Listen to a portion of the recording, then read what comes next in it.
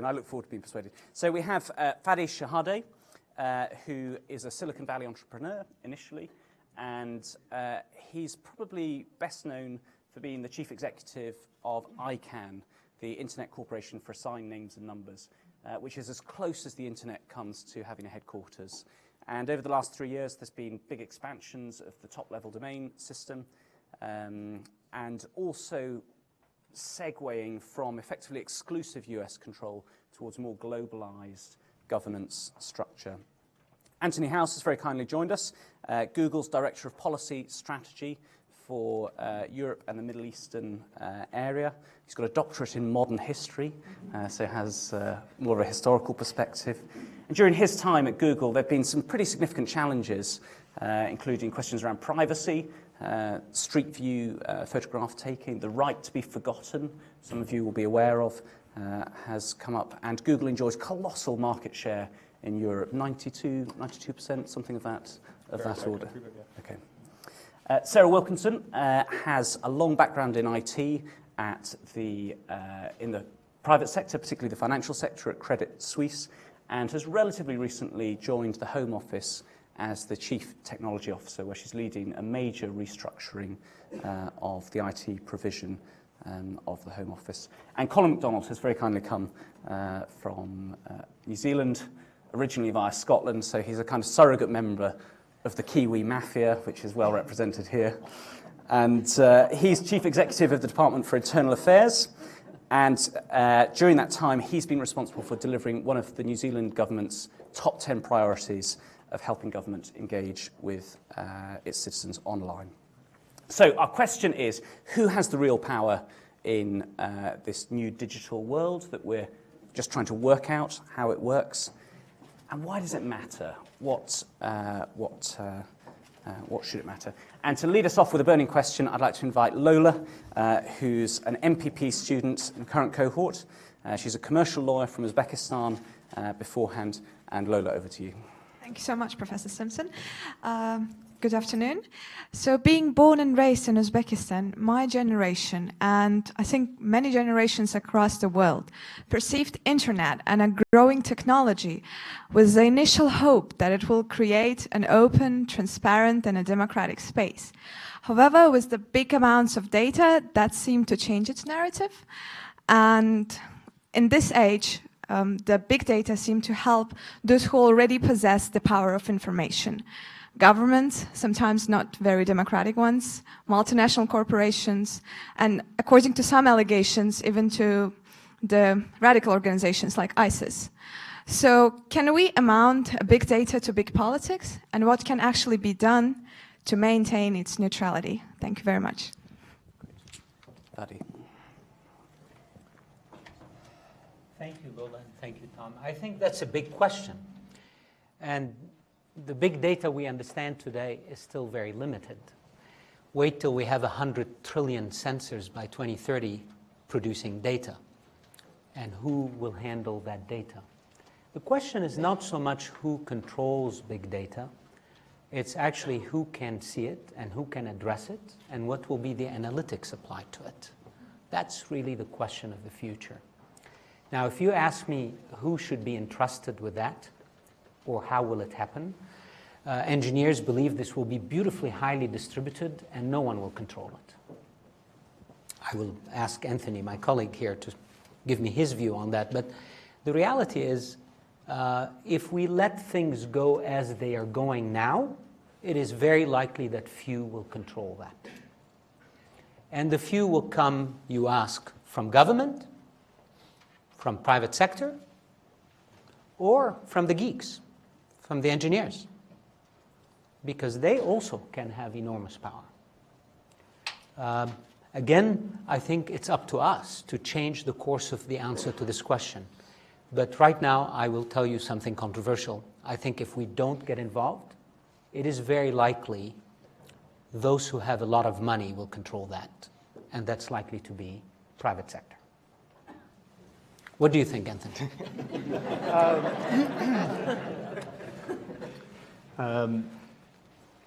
I think it's a very good question. I'll start by saying I was surprised by the title of this panel. which is the reason that I accepted the kind invitation to join it, because from my perspective, and I've been at Google since finishing my doctorate here at Oxford a decade ago, and there is no question inside Google who has the power. Governments have the power. It has never once in a decade of conversations within the company come up that we would have more power than government. So I found just the title interesting. I think on the question specifically of big data, I would echo some of the things you said, but I'd also somewhat challenge the premise of the question and begging forgiveness for being a 16th century historian by training. I think that there are always hopes for new forms of technology, but that we can't expect new technology to fix humanity.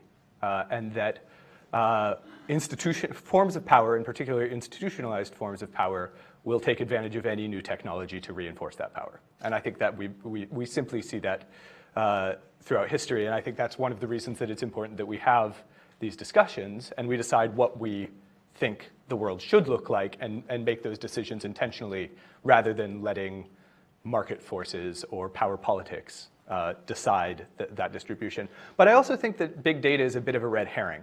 I think there's a fantastic study that was put out by Microsoft Research quite a while ago now about natural language processing. But its basic findings have been replicated across other big areas of big data, in which it found that the difference between having 100,000 items of data to train on, 1 million items of data to train on, or 1 billion items of data to train on is a huge difference.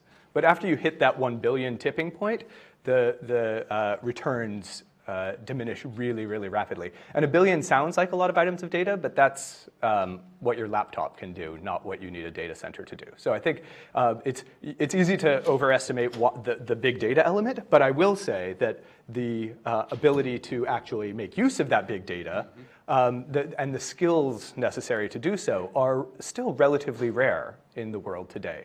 And so the concentration of that expertise is something that you have to think about quite a lot. It's something that inside Google we think about, which is why we have made consistent efforts to open source our discoveries in machine learning and artificial intelligence. Our first one was something called TensorFlow, but last week we released something called Parsey McParseface, which is is the same natural language processing that we use internally. But I think it is a good question. I just think you need to look at areas of expertise rather than at I think the big data itself is a bit of a trick. Fadi, would you like to push back on the unambiguous nature of government control? Would the Department of Justice say that in America? No. Even the Department of Justice would not say that. And that's one of the most sophisticated machines to actually understand what Anthony's talking about. Look, we sat here this morning with over an hour discussing the lack of trust in government. And how many times did the internet or the digital impact of lack of trust in government come up? Not once. The reality is government right now is being challenged by the effects of the digital. And so governments, visibility of what government is doing is huge now. It wasn't 10 years ago. The effects of technology on changing the labor markets are huge, and government is unable to deal with it. The natural tendency of the internet to ignore borders. When these people invented IP protocols, they did not put location in the IP protocol. The internet is transnational. It's ignoring international systems, it's ignoring supranational systems, and therefore governments themselves, if you talk to them, and I'm sure you do, Anthony, feel themselves out of control. They feel like we're not in control, and our people don't trust us because, what did Nick Clegg call them? Incompetent. I wouldn't go as far as this, but he can say that because he's from government. But I think he was saying government is just looking like they're out of control. And a lot of that is caused by digital. A lot of that is caused by the digital transformation of everything. Society, economy, life as we know it. And the Internet of Things is about to multiply that by thousands. Because today in this room, how many things are talking to the internet? Maybe twice the number of people here? Multiply that by thousands in about 5 years. Your heart will be talking to the internet. Your mind will be talking to the internet. So much will be connected. And what will the role of governments be? Privacy will be something of the past. We'll speak about privacy in the past. So governments are being challenged. They don't feel they're in control. They think they are in control, to be frank. And the reality is neither of them should be in control. The question is, how do we create a 21st century governance space that allows for all of us to co-govern this transnational transformative resource? We don't have the answers to this, and frankly, this is why we're here, to figure that out. Can I challenge you on one nuance, Please, though, please. just to go back to this expertise point, because this is something that, at least in the way I see this challenge, is part of the crux of the matter, which is governments still make the rules. They just often do so not understanding what the consequences will be when it's applied to technology. Correct. And so, if we look at the right to be forgotten, for example, we just this morning filed our appeal against the French data protection authorities' demand that we remove right to be forgotten requests globally, and that in part is because there is no surefire way of IP blocking, because, as you say, the protocol wasn't designed for that. On the other hand, if you are Google, and this is the reason that we're appealing, is okay. In this case, we are talking about an individual's data protection rights, which is a fundamental right in the European Union. But where do you draw the line? Do you draw the line at defamation of Ataturk, which Turkey would like to ban? Do you draw the line at China thinking that no one should know what happened in Tiananmen Square? Should you draw the line at Russia banning gay propaganda? And if one country can decide what everyone can see, it's very difficult for the entire world, and we don't have that governance space, that transnational governance space, which is one of the reasons that you will see companies, and I think the right to be forgotten case is a good example, pushing back where the long-term consequences of a particular government demand, we think, have not been thoroughly thought through.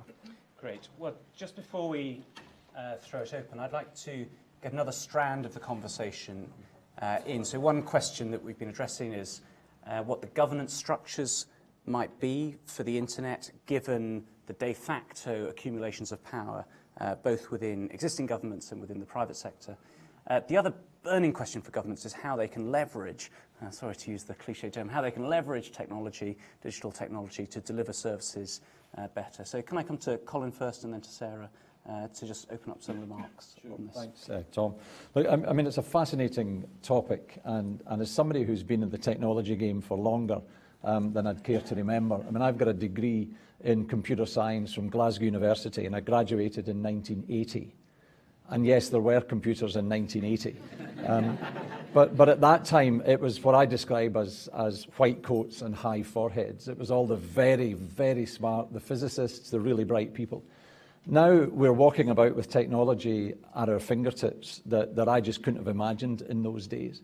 And so when you think about the ubiquitous nature of technology, of the internet in particular, which is the ultimate neutral platform, the smartphones we have in our pockets and their digital capability, but increasingly cloud technology, which the only thing you need to know about cloud technology is it's really cheap and it's really easy to use.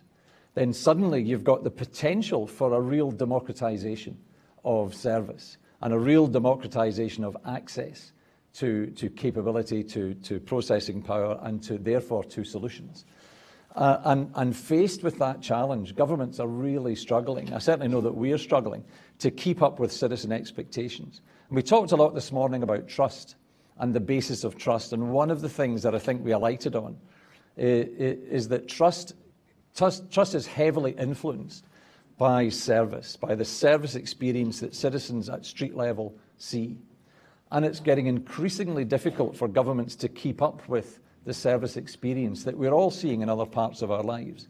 So how we get access to that capability that we've talked about already is a real challenge for governments. And we are still structured and governed in ways that really reflect the Industrial Revolution, as opposed to reflecting the modern world. So how you corral 35 government departments to produce a service for an individual that's tailored to their needs. And I think that's where, for me, that's the answer to all of this, is to stop talking about technology and keep talking about what we can do with it. These are tools that they're very complex and very sophisticated tools. But the opportunity we have now, I think, is unprecedented. Now, I might have said this before at some point in my career, that we're at a real inflection point, but I genuinely believe now you've got this coming together of ubiquity, ubiquitous access, ubiquitous power, and easily accessed facilities. Now, that doesn't talk to the question of the digital divide, which is still a real issue, but I think is a transition issue that we need to tackle. So digital divide is really the idea of the haves and the have-nots, that the haves have access to digital technology and the have-nots do not have access to digital technology. What we've found in New Zealand is that the thing that differentiates users of technology is not whether they've got a handset or not, whether they've got a mobile phone, it's whether they can afford the plan to use the data to access the government service. So the problem has shifted, and it's shifted in ways that are now becoming more solvable, because government can actually afford to provide mobile minutes to let people access services. So for me, it's a huge opportunity, but boy, is it challenging, as I'm sure you'd agree. That's right. Absolutely, yeah. No, I think that's right. I mean, I suppose the very simple answer to the question is that it should be the citizen who has the power. Citizens should have control over how their data is harvested and where it's stored and how it's used, and they should have control over their devices, and they should have the ability to trust software that's used in their day-to-day lives, whether that's the software that controls the emission from their cars or government online voting systems. But of course, the reality is that in many cases they don't. And that's for a mix of reasons. The technology makes it quite difficult for us to sort of give consent. And technology is changing very quickly, so it's kind of difficult to keep up with the latest gadgets and the latest business models. And governments are slow. I think it's more a case of them being slow to catch up, and there's a sort of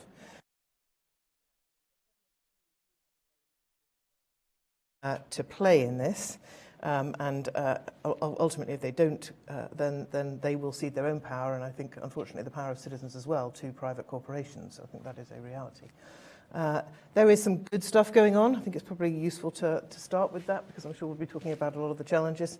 There is, I'm a CIO of one of the big departments of state in the UK government. I work under the Technology Code of Practice, which is published by the UK government, which states very clearly, front and centre, that users should have access to and control over their own personal data. So that's a grounding philosophy around which we build things. And it takes some time to get all these things right, but that is the core principle we start with.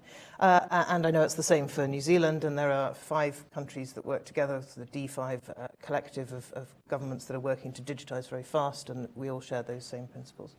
Equally, the UK is emphatically at the front of the pack when it comes to open public data, and that's been a mission that's been tracked over a significant amount of time. So a lot of work that started under the Blair government and initiatives under Brown, under the coalition government and under the current government, and each one of them continuing to subscribe to the philosophy of opening up more and more public data. And that's had all sorts of positive impacts, not least the thriving tech startup economy in the UK that does amazing things with the huge volume of open public data. And I think politicians generally get it these days. Obama and as well as our own politicians talk a lot about what can be done with digital, and they mention immense power of digital, but also about the threats and the challenges that it has. So I think the real question, if you like, is who gets to control data in an age when access to this data confers, power, influence, and significant financial benefit.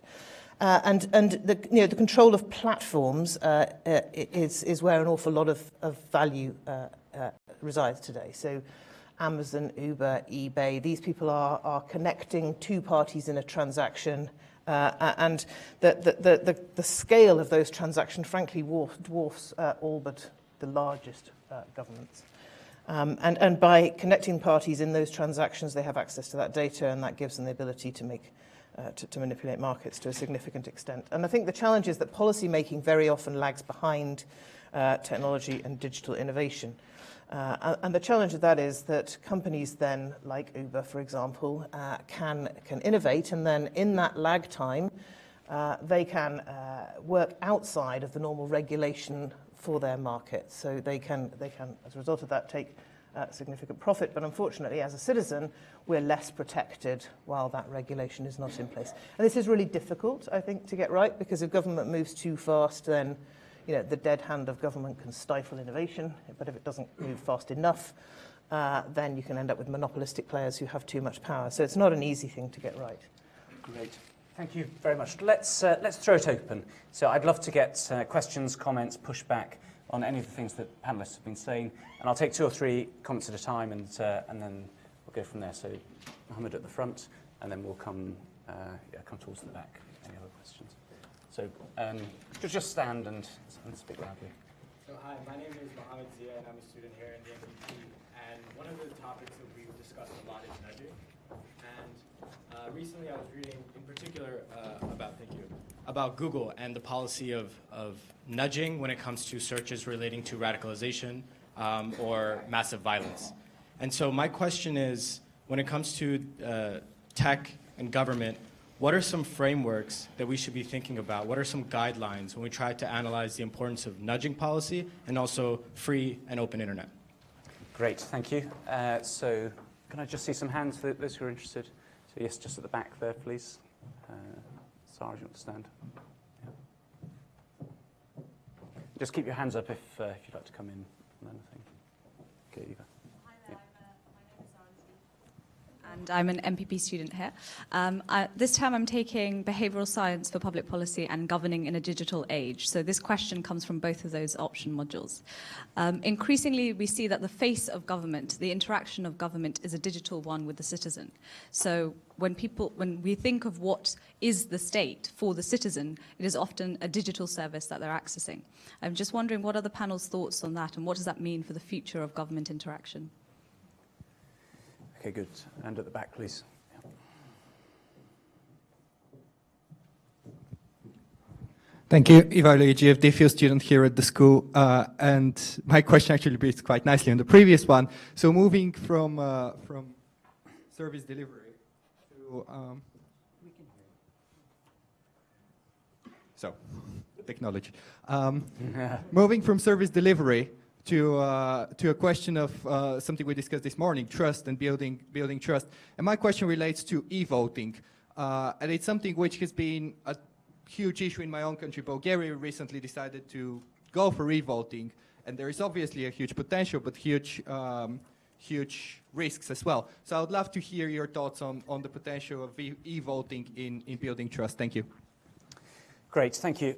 Can we come to the last one first, e-voting? Would either of you like to comment on that? Is it going to happen? Well, I mean, those of us who do postal voting today, and I mean, there are concerns around how you can control people's freedom in an environment. I mean, the thing about the voting booth and people being physically present is that that's a controlled environment, and people are genuinely free inside the booth to vote the way they want, and there's worries about coercion and people's ability to be manipulated if they are away from physical presence. So apparently the sound is gone. Can we just check?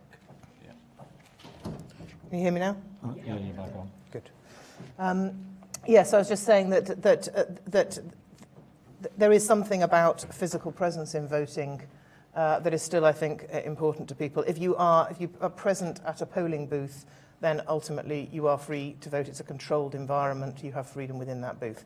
There is concern that if you are remote in any way, you are potentially subject to manipulation. So, those controls exist. That said, I do believe that what we want to try and do is open up as many channels as possible to people for as many government services as possible. So, people who want to vote online should be able to, and people who want to vote in person should be able to.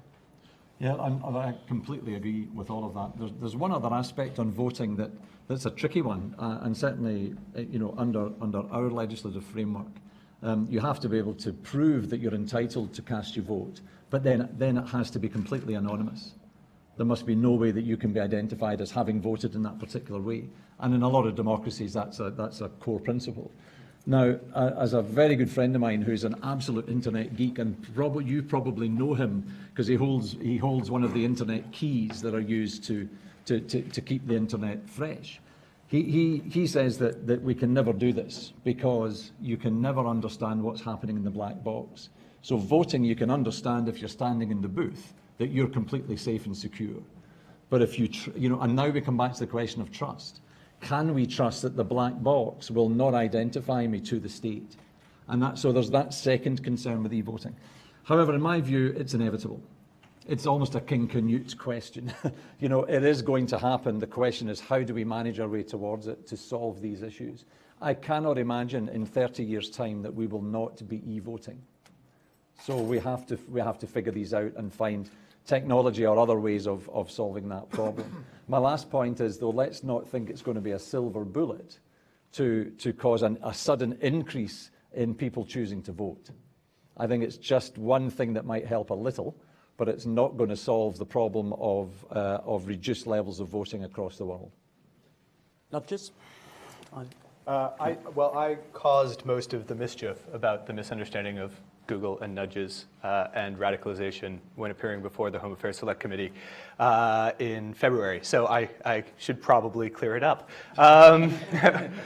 Which is, I guess to go back, inside Google, when we confront these types of challenges, I think, well, first, we think about them very differently in terms of the services we run where we host content, things like YouTube, where it sits on our servers and we are responsible for it being there. And our search engine, which is a reflection of what exists on the web. And so we treat those very differently. Our organic search results, outside the boundaries of some basic hygiene rules, no spam, you can't put revenge porn in there, you can't try to steal somebody's identity through search results. And removing things that we are told are illegal through valid legal process. We do not intentionally nudge people beyond wanting them to get the result that they want. So organic search results, obviously there's an algorithm, the algorithm evolves over time, but the goal is to give the person the best information that is relevant to the query they have. Where we do intervene is in the advertising space around that. And oftentimes that will be in partnership with civil society. So, for example, if you were to do a search that indicates you might be suicidal, in the UK, an ad pops up from the Samaritan saying, if you need to call somebody, we're here, and the phone number. We have been running a pilot in the case of searches that indicate radicalization, where we point them to NGOs who are there to provide either counter narratives or to provide direct point of contact. That's still very early days, and again, with all of this stuff, I think, at least from our perspective, it is not the. We are not committed to doing anything in one particular way. We're trying to behave responsibly and do something that actually works. Great. So, Anthony, obviously, I would never be so rude as to suggest that Google was anything other than whiter than white. Of course. But, just this week, we've had revelations disputed about Facebook and their intervention in the trending topics and exclusion, particularly of Trump-related news stories, out of a desire to protect a kind of poor, gullible readership from believing sort of terrible things which Zuckerberg thinks they shouldn't be exposed to. So there is this power within the technology for the direction of attention, and some relatively small number of corporations have that very significant power, and we are taking it on trust that it's been directed in benign ways for counter-radicalism purposes, for instance. So any reflections on how we can institutionalize ways of making sure that it's not just trust in a few people in key places? Would you support that institutionalization? Yeah. Let's stop talking about trust. Because there's just not going to be enough trust to go around for all of us to be comfortable. The reality is what we need is transparency and accountability. That's what we need. But to continue looking for that elusive trust, somebody talked this morning about dead old men, it's dead. It's just like privacy. It's dead. There is no privacy. Let's stop fooling citizens that they will own their data. They will not own their data, because today there is some data they could own. Reality is, as we walk today, there's all kinds of things watching us and reading us. And when we have trillions of things talking to the internet, who will control them? Who will tell them what not to report on whom? So let's rise above all of that and start as citizens, because Sarah's right. We should push for transparency. We should push for clarity. Nudging, everybody nudges us. Our families nudged us, our churches nudged us, the governments nudged us. Do we need to go back on propaganda history? Everybody nudges us. But I want to know when I'm being nudged. Okay? That's it. We just need to push for transparent policies. And when few companies, or few governments in some countries, have enormous power over what you see and what you get, we need to lobby hard and build mechanisms to expose what is being done to us that we don't know about. And there's a lot of it. It's all over the place. It's in the network, right? So for example, one quick example. When the whole Snowden thing happened, I happened to be at a meeting of the engineers that pretty much built the internet. And for those of you who don't know that group, you should get to know it. It's called the IETF. So the IETF meets every 3 months in some part of the world, and thousands of engineers get together and design much of what runs the internet. These are the geeks that run the internet, right?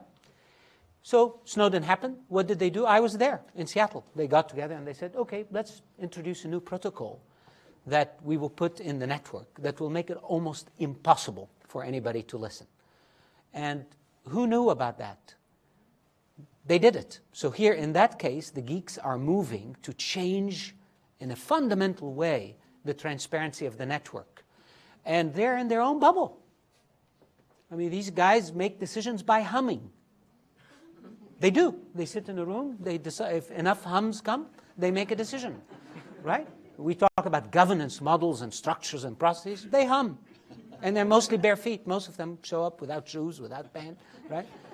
So it's important to know that there are centers of power in the digital space today that exist that we need to expose. Get them out of the dark. Make them transparent. So I was in Washington just 36 hours ago, meeting with people who just started something called the Blockchain Alliance. Who is the Blockchain Alliance? And who's behind it? And who's deciding what analytics will be done to blockchains that will control much of the record keeping of the planet potentially? Maybe, maybe not in a few years. So transparency. Great. Sorry, Sarah, just quickly. Well, I mean, I think that's absolutely right. There is also a huge opportunity, I think, for a kind of rise of the cooperatives or the mutuals of platforms. You know, there's I'm waiting for the John Lewis of platforms that can provide componentry that's so commoditized and so cheap that these commercial advantages that emerge are just not exploitable in the way they are today. Yes. Great. Let's get some more questions from the floor, please. Yeah, just a few hands. Yes, gentleman in the middle. And keep your hands up, please, for those who'd like to comment. Yes, and other hands. Yeah, any more? Hello, I'm Paul Morrison. I'm a colleague of Sarah's. Is this a generational thing? Because I'm sitting here and I'm listening to the conversation and I'm understanding maybe 60% of it. And I'm concentrating really hard. And I get the sense sometimes that a lot of us in government, in senior positions, are essentially 20th century people trying to deal with the 21st century set of problems. And taking Anthony's point about one of the key things here is going to be the skills to exploit it and the geeks that you're talking about in darkened rooms. Will there come a point, or am I being complacent, that eventually I'll be replaced by younger people who are digital natives, who understand this more, for whom this will become slightly more second nature? And that, for government, that's going to be the transformation piece. And is there anything I should be doing? Can I do anything that is going to accelerate that process and allow those people who understand 100% as opposed to 60% to be in the positions who are going to be influencing policy? Great question. And gentleman in the middle here. Just any more hands as well?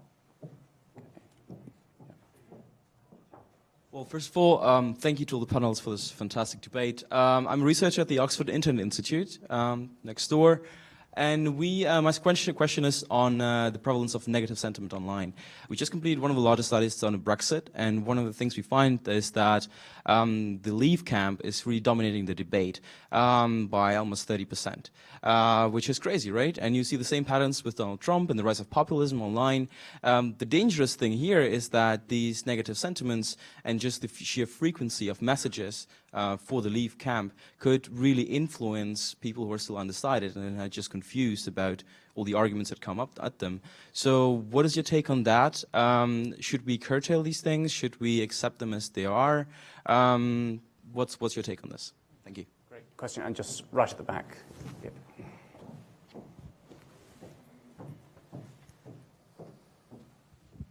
Thank you. My name is Divakar. I'm an MPP student here. And recently in India, there was a huge debate about free basic internet. And I, as much as I despise the big corporates, I couldn't help but notice that there was a divide between giving access to almost half of Indian population, which does not have internet access, whereas protecting the freedom of internet for the people and having equal access and equal opportunities on the internet.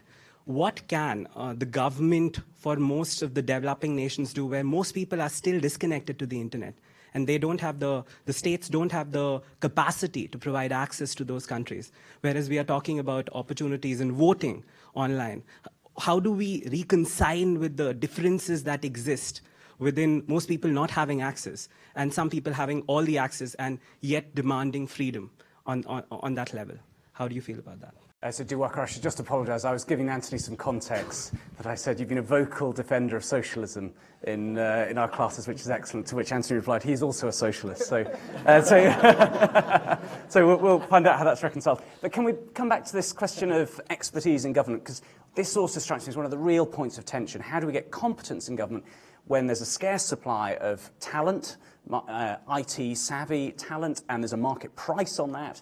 And you have departments within, for instance, GCHQ, who are steadily being stripped out of the people who work there because they can command a much higher salary in the private sector. So can we come first to Sarah, and then anyone else who wants to comment on that first, and then we'll come wider. Yes. So I mean, obviously, it's part of just a big, broader question about digital capability generally. I went to my kids' parents' evening last week.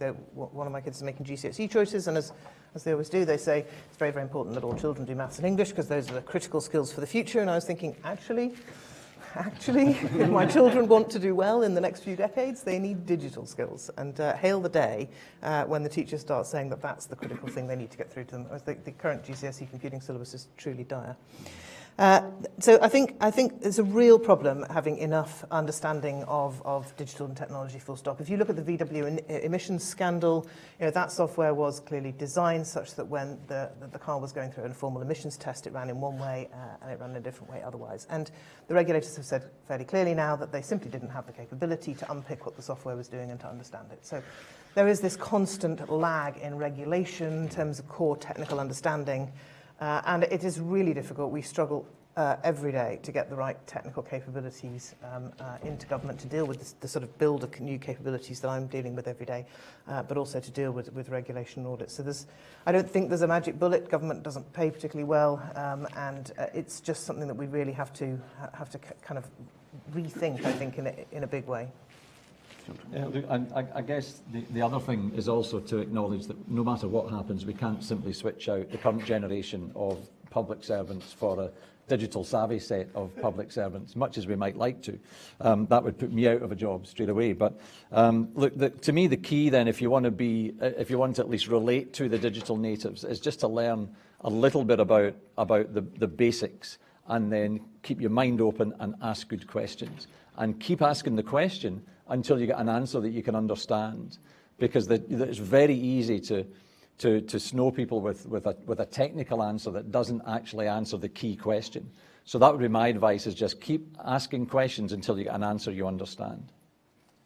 Do you want to come in on this, and then we can move on to other questions? I just want to add to what Colin said.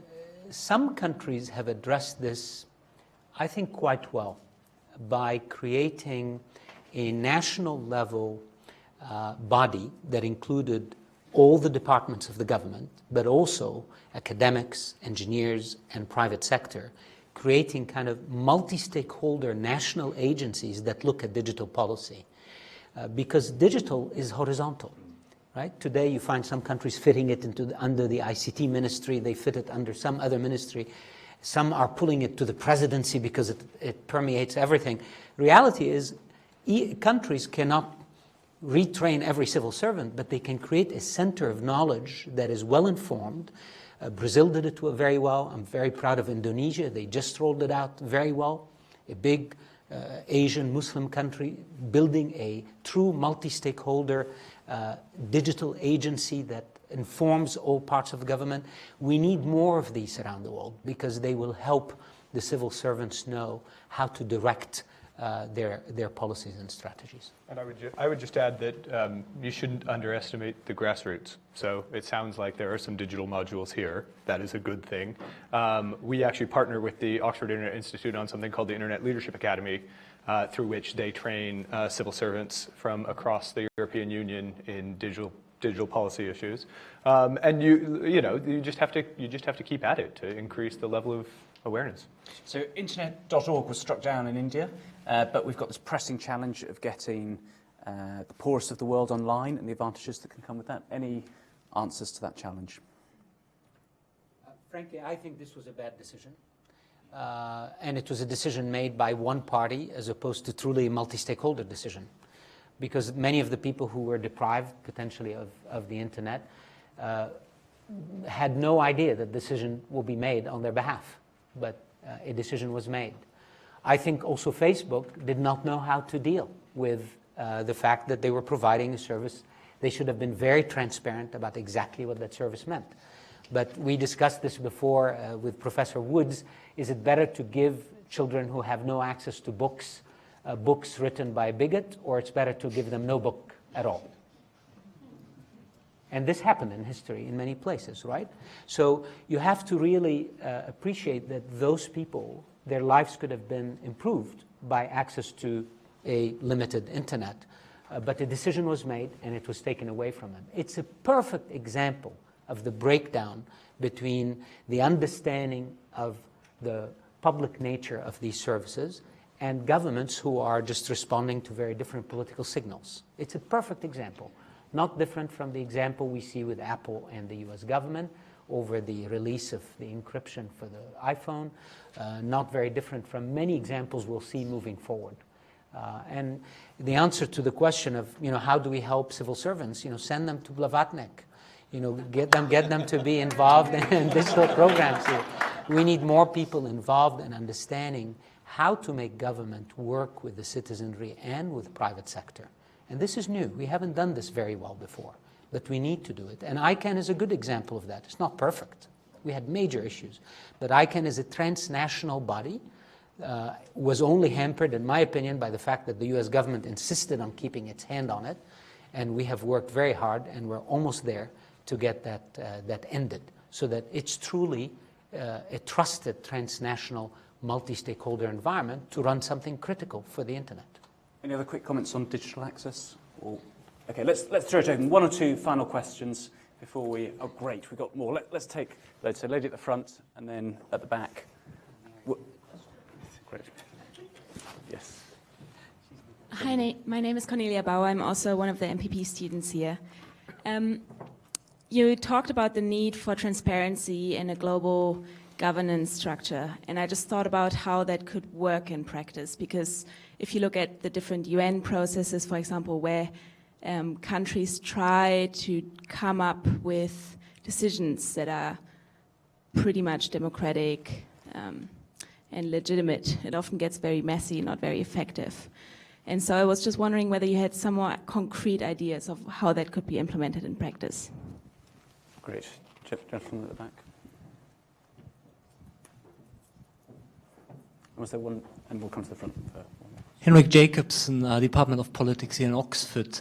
The question here really is about who has the power in the digital age. Traditional control system theory, also called cybernetics, tells us the power is held by the person or the range of persons who are able to control a system. And this theory talks in terms of directors who are setting the goals. detectors who are detecting divergences from our goals, and effectors, basically the tools allowing us to affect and control the system.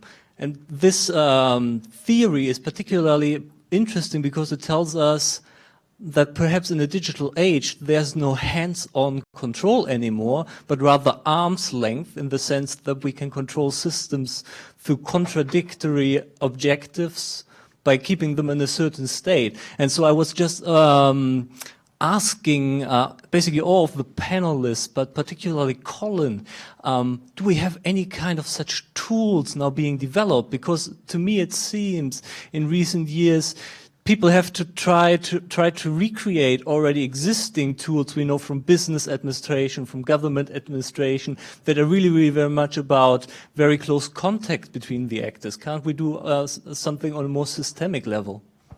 Great. And just a final question up front. Yeah.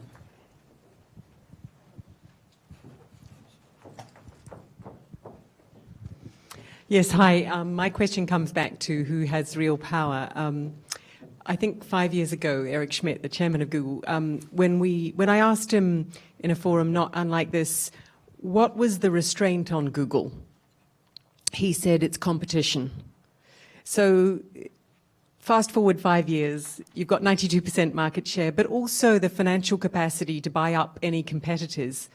And I guess my question is, where will the restraint come from? I mean, we can either assume good internal processes, or we can assume that there is a pulling out into the transparency and the light, which Fadi Chehadé has suggested.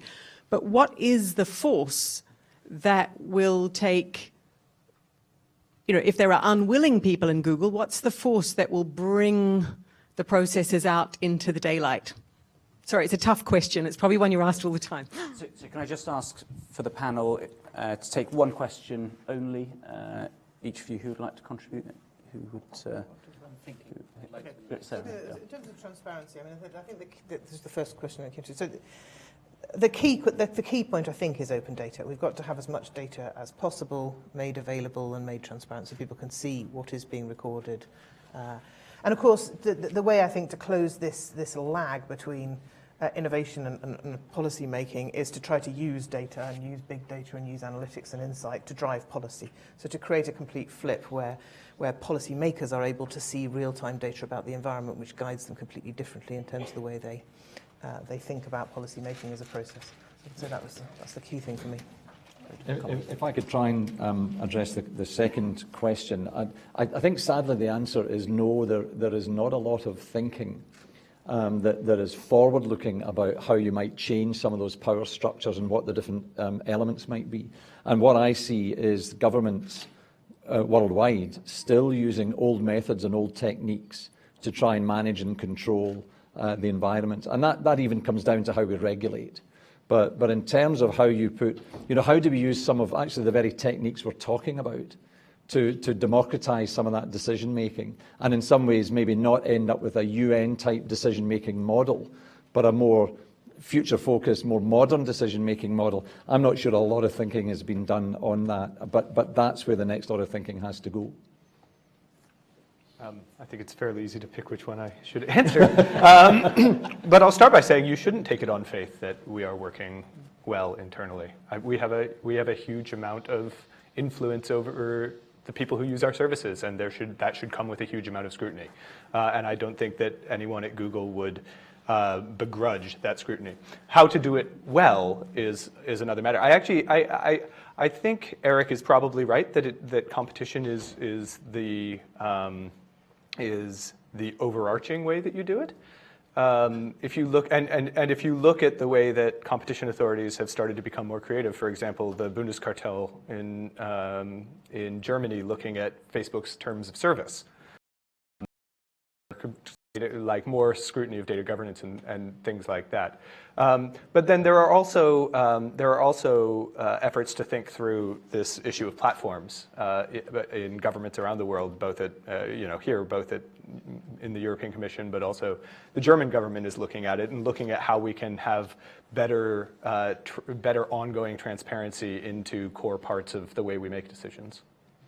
But I think it will be messy. And I think it'll come in fits and starts and in different countries, and hopefully we move towards a more open and accountable mechanism.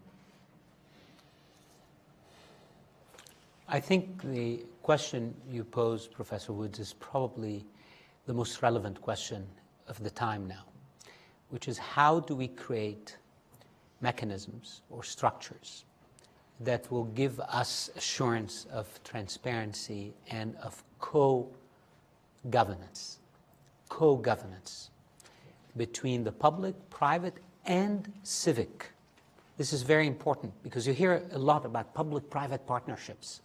What we need here is to expand our thinking to public, private, and civic partnerships. And how do we get the civic part involved is complicated. We discussed this today, that today in some societies we have civil society groups who themselves, have issues of, in some cases, who controls them and how they're funded. But we now have something called the internet that can bring civic voices into the process. How do we do that? Is an area, by the way, I hope Blavatnik and other good places of research start thinking about. How do we bring these voices? Now, if we bring all three, somehow, with equal power, to have dialogues about the salient questions and issues. I mentioned one much earlier. What does a censor address? So a censor that's on you or somewhere, what are the rules about what it can address? Who can it tell whom about what? That's a simple question. Who should answer that? Well, we need to find ways to bring public, civic, and private voices to the table so we don't stifle the value of good censors that are doing great things, because we should not be just dark about this. There are amazing things that could happen here, but we need to know what's happening around us. And the only way to guarantee this is a new model of governance. And I'm sad to say here publicly, it's not going to happen at the UN. It's not going to happen in the halls of governance of states. It needs to happen in an open, transparent place that brings civic, public, and private interests for mutual success. Well, that challenge of bringing together those three dimensions, three, as it were, loci of power together, feels like a good place to finish for us from the panel. What I'd love to do is invite Sasha Matthew, also a student here at the MPP, to come up to summarise the key insights from our time here. She's a lawyer by background and has also worked in Indian electoral politics before this, where she was part of the team which helped campaign for the current Prime Minister of India. So, Sasha. Hi. Would you like to stand? So thank you so much for a really interesting discussion, really crackling discussion, really key questions raised. I'm going to quickly try and summarize the key themes of the discussion. So it seems to me that it's a question of not so much who owns the data, but how that data is accessed, used, and managed. And we're talking about how digital